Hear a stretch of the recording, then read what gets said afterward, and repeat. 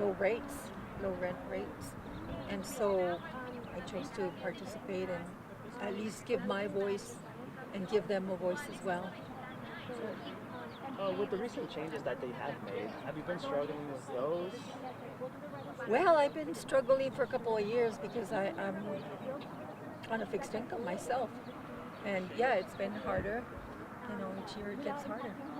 And we're at a point where, geez, what do? You give up, your medications or give up your therapies. So I strongly support the El Paso community, and I hope that there's a change. It's just getting ridiculous. El Pasoans pay more taxes, property taxes, than any other city nearby. So it's already a struggle. Are there any assistance programs for low-income residents? Honestly, they've been diminishing, and I know I've tried to even assist my mom in getting, services or assistance. And by February, those, funds have diminished. I mean, they're gone, and they tell you to go to your parish or this or that, and there's no money, nobody's there to help you. In other words, environmental solution, anything like, come on, man. there's very little or no assistance. Yeah.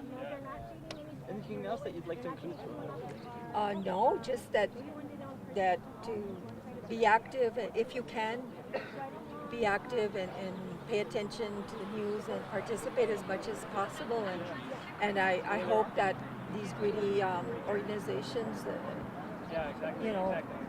they touch their hearts. Geez Louise, they don't struggle the way that others do. So I hope they have compassion. So, Perfect. Thank you so Thank you. much. Thank you. Yes. Okay.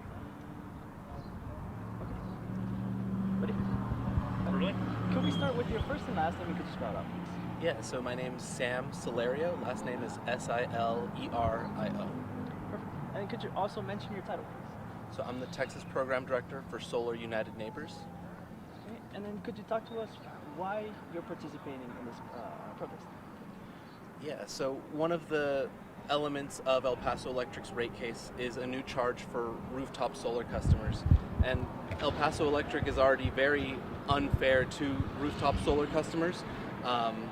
When you install rooftop solar, right now El Paso Electric makes your minimum bill $30 a month. So a person without solar panels, they pay $9 a month as their basic customer charge.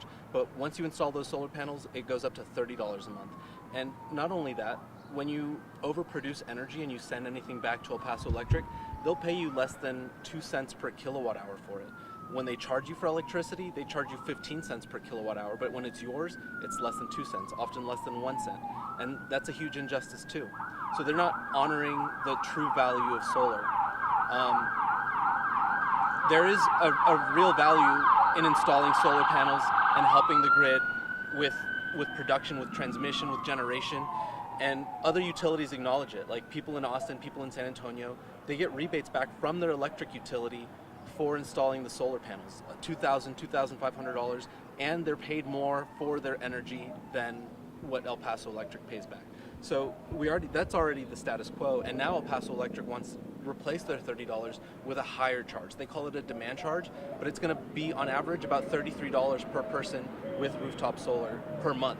So it's worse, and before doing any of that, our position is that the PUC, the Public Utility Commission of Texas, should establish a fair compensation standard across Texas, across regulated utilities, of what is fair for rooftop solar customers to get compensated for their energy.